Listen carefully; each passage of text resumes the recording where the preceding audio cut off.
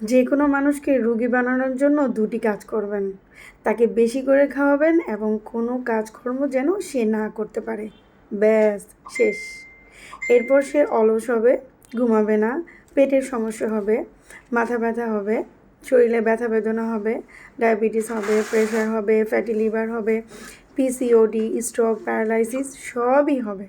একটার পর একটা শুধু আসবেই আসবে। আর ওষুধ, আপনি যদি ওষুধ খাবেন তাহলে ওষুধ খেলে আরও বাড়বে।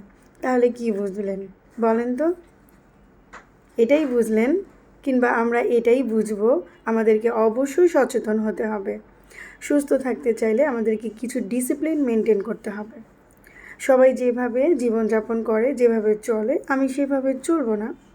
নিজের শরীরকে সুস্থ রাখার দায়িত্ব আমাদের নিজেরই। নিজে সুস্থ থাকবো তো নিজে অনেক দিন ভালো থাকবো, কাজ করার অনেক ক্ষমতা বাড়বে,